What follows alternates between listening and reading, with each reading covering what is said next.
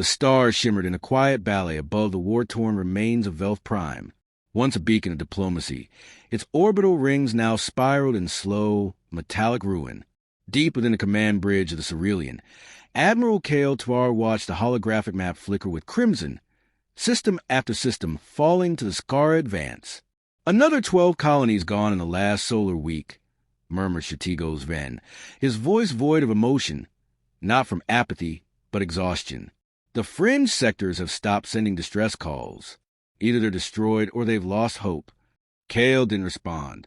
His gaze remained fixed on a blinking sector, one marked with nothing but static and a classification tag few had spoken aloud in centuries. D9A, Provisional Classification, Deathworld. He tapped the projection, enlarging the sector. "What do we know about this?" he asked. "Rumors. Legends. A planet dismissed from early galactic expansion protocols due to extreme biosphere volatility," Ven replied. "High gravity, unstable climate zones, biota with lethal adaptability. Sentient life was considered impossible." Kale frowned. "And yet," Ven hesitated. "And yet, last month, an autonomous recon drone, one of our oldest, pinged a signal from there. AI returned with corrupted logs, but a single transmission." He touched his console. The bridge darkened as a grainy, colorless video projected midair. The image, a ruined skyline against a turbulent sky. And standing amid the debris, silhouetted in hard, unfamiliar armor, a figure holding what could only be a weapon. They looked up. A voice crackled through the distortion. "Whoever you are, this is Earth, and we don't need saving." The bridge fell silent. Kale stepped back. "That's no myth. That's defiance." Across the galaxy, the Skara Dominion swept like a sentient plague. Tall, obsidian-scaled, with weapons that tore through moons and minds alike, the Skara weren't just winning. They were cleansing. Their ideology was simple. Only the pure survive. Civilization was weakness. The core world were fractured, bickering over resource prioritization while entire systems burned. Refugees floated aimlessly between stars. And now, there was a flicker of resistance, not from the mighty Ikari fleets or the ever-absent Eldreth Council, from a place no one had expected to still exist. "Earth, I want contact," Kale said. It could take weeks to reach them. No existing hyperlane. We'd have to fold space through the relic paths. Dangerous, unstable. Ven warned. Kale nodded. "So are we. Do it." The diplomatic vessel spire of dignity emerged from fold space like a blade slipping between fractured dimensions. Earth hung below them, lush blue and buzzing with orbital defenses that locked on in seconds. Ambassador Tola Varen of a Unity Accord stood at the observation panel, heart pounding. "They're tracking us." "Tracking is better than shooting," replied her security attaché grimly. A voice cut through their comms, devoid of any static. "Unidentified vessel, you are in Terran sovereign space. State your purpose and prepare for scan lockdown. Attempt evasion and you will be destroyed." Tola stepped forward. "This is Ambassador Tola Varen of the Accord. We come in peace, seeking aid." A pause. "Hold position." The line went dead. Moments later, a ship rose from Earth's shadow. Black, angular, built like a predator. No logos, no markings, just menace. It docked without ceremony. The outer hull of the Terran cruiser parted with hiss, revealing a boarding corridor bathed in sterile blue light. Tola walked forward. Inside stood 3 figures. Human, unmistakably, though taller than she expected, more heavily armored than any species had need to be. Their armor wasn't ornate like the ceremonial guards of Tenzuri Prime. It was functional, scarred, lived in. The leader stepped forward. His helmet split apart with mechanical hiss, revealing a dark face set in stone, eyes unreadable. "I'm Commander Eric Dane, Terran Defense Directorate." Tola offered a bow. "Commander Dane, I bring a request. The galaxy is burning. The Skara have decimated a third of Accord space. We've lost millions. We need your help." Eric said nothing for a moment. He looked at her, not with sympathy but calculation. "I read your file," he said. "Your Accord didn't even list us in your stellar census. You left Earth to rot, Because your probe said we were too violent, too primitive. That was a mistake, Tola admitted. No, it was an honest judgment, Eric replied. We are violent, but we're not primitive. We adapted because our planet tried to kill us every day, because peace was never guaranteed. He leaned forward. So here's what I need from you. Are you asking us to fight for you or to fight with you? There's a difference. Tola hesitated. What would fighting with you entail? Eric stepped aside. A panel opened in the wall. It showed footage. Terran soldiers in kinetic drop pods, slamming into planetside. Drones weaving through atmosphere, firing with surgical precision. Orbital arrays that launched tungsten rods from orbit like meteors, destroying enemy encampments in seconds. The footage ended with a single line of Terran code. We win or we break everything. You're not asking for help, Eric said. You're inviting fire into your house and hoping it only burns your enemies. Tola met his gaze. Then let it burn.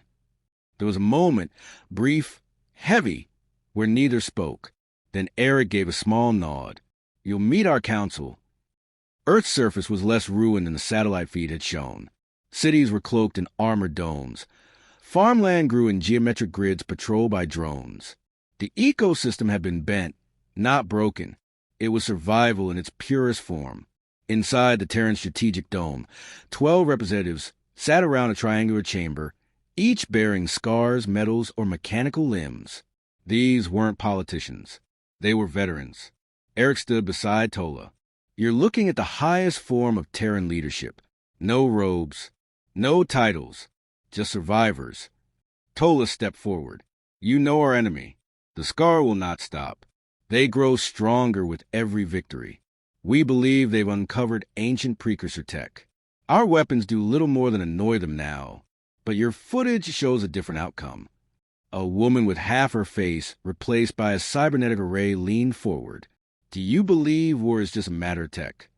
No, Tola replied, but it helps when the will to use it exists. Silence. Then the eldest among them, a man whose voice cracked like dry ice, spoke. We will fight. Not because you asked, but because if the Scar reach us, they'll learn what true extinction looks like. Tola dared a smile. We'll send a battalion, the old man continued. One deployment. If your people can keep up, we'll talk about more. The Spire of Dignity left Earth's orbit days later, accompanied by a fleet of Terran warships. They didn't fly in formation. They hunted forward like wolves, ignoring protocol, moving in ways Tola's crew couldn't predict. Watching them, she understood. They weren't soldiers. They were predators built for war. Earth had not just survived. It had forged itself into a weapon. As the stars stretched into jump space, Tola leaned against the viewport. You think they'll save us? Her attaché asked. She shook her head. No, I think they'll change us. Behind them, the Terran flagship shifted its shape. Plates reconfiguring, engines flaring with unclassified energy. It bore no crest, no flag, no declaration. The icy plains of Mur, 7 cracked under the tremor of inbound fire. Scorched earth steamed where Skara landing pods impacted, unfolding like obsidian flowers to release towering warriors with triple-jointed limbs and faces hidden behind shimmering armor. The Accord garrison had held for 6 days, longer than most. But now their perimeter was collapsing. Captain Joran of the Accord Defense Corps knelt behind the smoldering wreckage of a railgun battery, clutching her side. Blood seeped through her uniform. Crystallizing in the cold, her platoon was down to 17 souls, most injured, none with illusions about survival. The Skara didn't take prisoners. A drone swept overhead, and the air shimmered with charged particle fields. Jorah gritted her teeth. On your feet, she growled to the soldier beside her, dragging him up. We hold this point. If the evac shuttles don't see our beacon, the civilians don't make it. Sergeant Corps, burned across half his face, didn't argue. He simply raised his rifle and staggered into position. The others followed. They were exhausted, outgunned, out of time. Then something changed. A sound, a shrill harmonic screech, ripped through the clouds above. A blinding flash carved a vertical scar into the sky. The Skara paused, their movement briefly uncertain. From the heavens, shapes descended, fast, dark, wreathed in flame. Terran drop pods. They hit the battlefield like wrath incarnate. Not graceful, not clean, brutal impacts that sent chunks of permacrete and alien dirt flying. The pods split open, and from them emerged human soldiers in midnight armor, faces hidden behind reflective visors. No insignia, no words. One turned toward Jorah's battered line and nodded once. Then the slaughter began. Terran rifles fired with ferocity that distorted the air. Blue pulses of magnetic lace projectiles tore through Skara carapaces. Where Terrans moved, the enemy fell, not in scattered retreat, but in collapsed formations. They fought with mathematical precision and predatory aggression. They didn't seek cover, they became it. Entire Skara platoons were eliminated in seconds. Jorah barely had time to react before a Terran soldier crouched beside her, yanked a combat stim from his belt, and jabbed it into her arm, vitals stabilizing. "You're lucky," he said, his voice crisp behind his helmet. "Who are you?"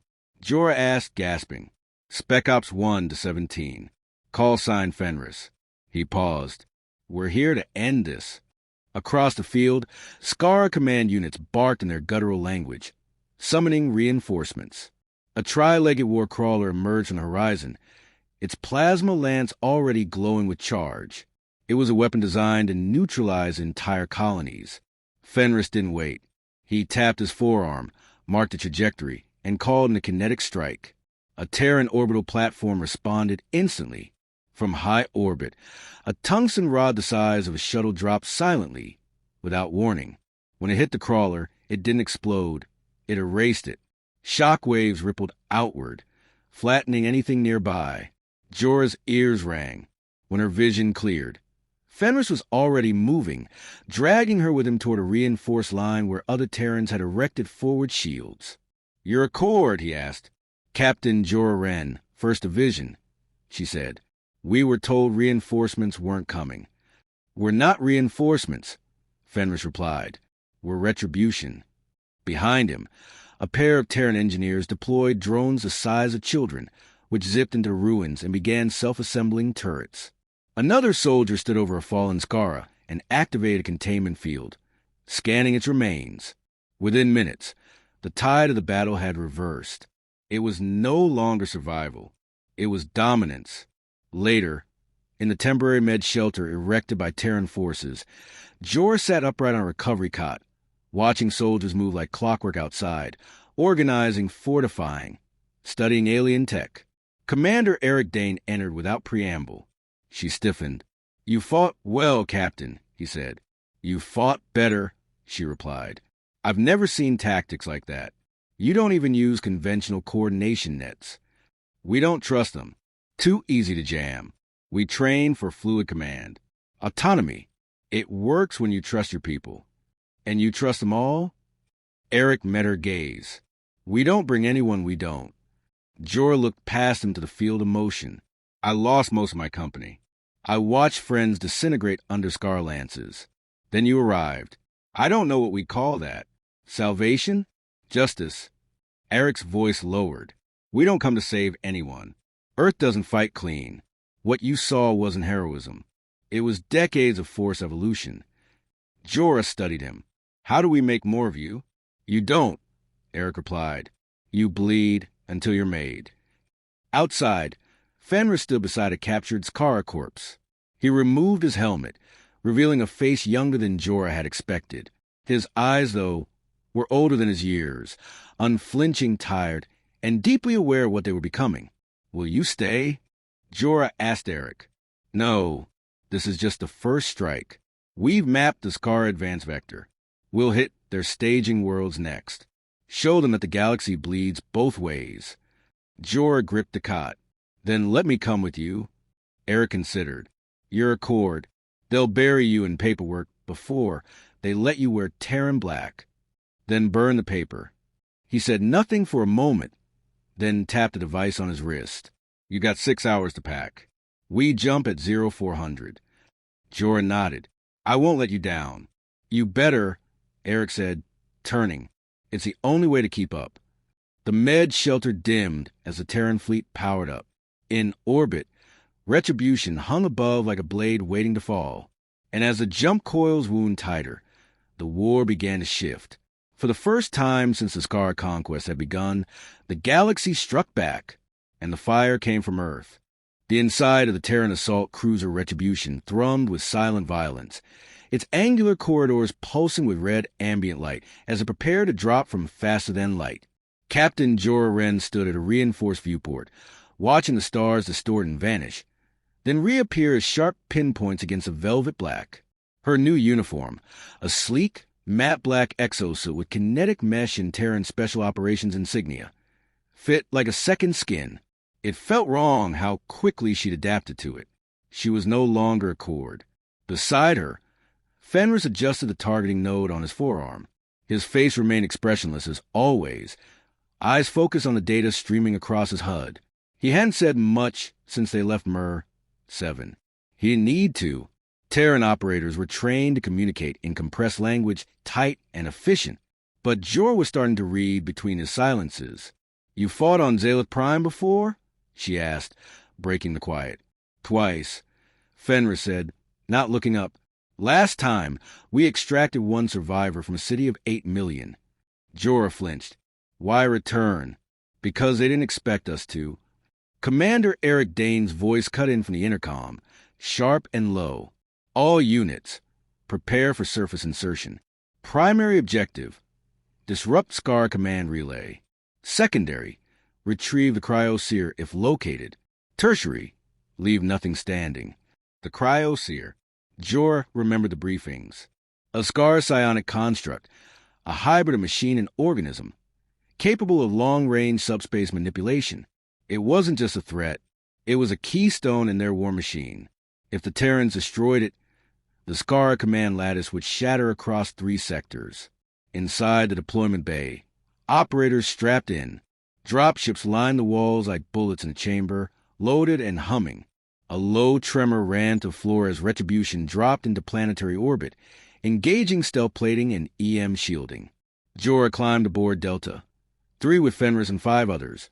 Operator Ash, a tech specialist with ghost-pale skin and ink data streams down her throat. Griggs, the demolitions expert who hummed old Earth War songs. Velan, sniper and scout, and 2 more whose names Jorah had learned but whose story she hadn't. They didn't speak as the dropship's doors sealed. The lights dimmed. Countdown began. 15 seconds to burn. 10, 5. The ship roared as it launched into the void, pressing bodies back into crash-hardened seats. The noise was deafening, but no one flinched. They dove through orbit, fire licking the hull, storming toward the war-scarred landscape of Zalith Prime. The planet was a nightmare. Once a lush colony, now a bone field of broken arcologies and crusted blood sands. Muted lightning crawled across a red-tinted sky. The Scar had turned into a psychic relay, amplifying signals through monoliths that pulsed with eerie light. Jorah felt the weight of it in her skull before the ship even landed. She blinked away the nausea. Fenris handed her a neurodampener. "First time on a relay world?" "Last time I fought on Mir 7, she muttered. "That was a vacation compared to this." He nodded once. "Welcome to the real war." They landed hard. The ramp dropped before the thrusters fully powered down. Operators stormed out, weapons raised, fanning into perfect formation. Immediately, the terrain responded. Blackened pylons extended from the sand, releasing screeching biomech drones, winged, 4-legged, dripping with reactive plasma. Velan opened fire with a rail precision cannon. Each shot punched through chitin and sent shockwaves through the air. Ash deployed an auto turret that spat flame, cutting off the flank. Jorah stayed close to Fenris, her HUD syncing with his in real time. "Target the monolith," Fenris said. "We sever the psychic chain. The drones collapse." They advanced through a dead city where glass towers stood like shattered teeth. Beneath them, Scar infantry burst from the ground, dragging cables and weapons. Fenris didn't slow. Griggs lobbed a magnet pulse grenade, vaporizing 3 of them in one thunderous blink. Jorah moved faster than she ever had with Accord training. Her Terran rig enhanced every step, her targeting systems painting enemies before her eyes. She dropped 2 drones mid-flight, pivoted, and slammed her elbow into a Skara warrior's chest, sending it sprawling. It was brutal, ugly, immediate. At the base of the monolith, the cryosphere waited. It was larger than expected, 7 meters tall, encased in translucent crystalline shell, with a brain-like mass suspended in liquid. Tubes pumped glowing fluids through its form. Around it, Skara priest chanted, heads tilted skyward, connected in a psychic chorus. Ash frowned. It's projecting a shield. Too strong for explosives, Griggs muttered. We'd need a fusion cascade to... No time. Fenris cut in. Jorah, you got psi resistance. Can you walk through the edge field? She hesitated. The neurodampener pulsed at her temple. You think I'll survive that? No. I think you'll hurt it. Jorah stepped forward, every nerve screaming. As she passed to the edge of the field, pressure clawed at her bones. Memory spilled sideways in her head. Her brother died on Andrews Station, the taste of her first kill, the cold silence of command. The cryosphere twisted toward her, its amorphous eyes widening, and it screamed. A wave of psionic feedback exploded outward. Ash collapsed, blood from her ears. Griggs dropped to one knee. Fenris staggered. But Jorah walked on, teeth clenched, heart defiant. She raised her plasma rifle and fired directly into the seer's core. The first shot cracked the shell. The second ruptured its fluid membrane. The third, Fenris's shot, pierced the brain. The cryosphere writhed and collapsed inward, imploding in a whirl of fractured space. Every monolith on the horizon dimmed. The sky shifted. The drone stopped moving. Dead silence. In the aftermath, the squad held formation. Operators checked their vitals, reset armor seals. Ash stood slowly, coughing. Fenris turned to Jorah. You shouldn't have survived that. I didn't plan to. He nodded. You're Terran now. From orbit, Retribution broadcast a sector-wide message. Zalith Prime, secured. But Jorah knew this wasn't victory. It was a warning. Earth didn't come to negotiate. It came to settle scores. The silence that followed the fall of Zalith Prime was not peace. It was a breath held before scream. Orbiting high above the shattered planet, Retribution drifted like a predatory ghost, dark and alive, scanning for any residual psychic frequencies. Jorah stood alone in the ship's observation deck, the curved glass before her framed by the cold light of dying systems. She could still feel the residue of the cryosphere scream inside her skull. It hadn't faded. It had changed her. The door behind her hissed open. You should be in recovery, Commander Eric Dane said, stepping inside. Jorah didn't turn. I don't think I recover the same way anymore. None of us do. There was a long pause. She finally faced him. The seer's death wasn't just a tactical win, was it? The Skara felt it. Eric nodded.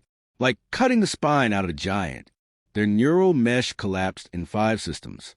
Communication scrambled. But more than that, emotionally, psychically, they panicked. They know we can reach them now. They know we're not afraid to. Jorah exhaled. Her ribs still ached from a field distortion, and her muscles pulsed with the aftershock of adrenaline that never seemed to subside. She hadn't slept since the mission. Not really. The dreams were always full of screaming stone and bleeding stars. Eric looked her over. We've been tracking activity near the Ether Rift, deep void territory. We think it's where the Skara gather before striking new territories. Like a nest or a hive. You're going after it? We're debating it. There's no star charts past the rift. No relays. No backup. The mission would be one way. And you want me on it. No, I need you to lead it. The silence between them thickened. Jorah's fingers clenched at her sides. I'm not ready. Neither were any of us. Eric's tone was steady, unwavering. You walked through a living weapon's mind. You killed it with nothing but stubbornness and fire. If that doesn't make you ready, nothing will. She didn't answer. Instead, she joined the next squad briefing. Hours later, she stood on the tarmac of Retribution's hangar bay, staring at the sleek insertion ship that would take her beyond map space. It wasn't armored like a drop pod. It wasn't designed for combat. It was built to slip past attention, slide into the black, and vanish. With her went a crew of 6. Fenris stood beside her, checking weapons. He gave her a sidelong glance. "Still time to back out," he said. She didn't look away from the ship. "You'd go in my place?" "In a heartbeat." "Then you'd better be behind me if I fall." A grin ghosted across his lips, rare and brief. "You won't fall." They launched without fanfare. No ceremony. Just a long, silent drift into the edge of the known galaxy. The ether rift was not a place of physics. It was a bleeding wound in space, an ancient scar where time warped and mass fluctuated. As they approached, their ship began to creak, the hull groaning against the pressure of uncharted dimensions.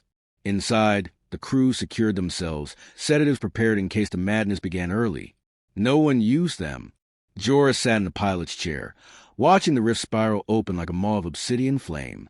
She had no strategy, no maps, no fallback, only firepower.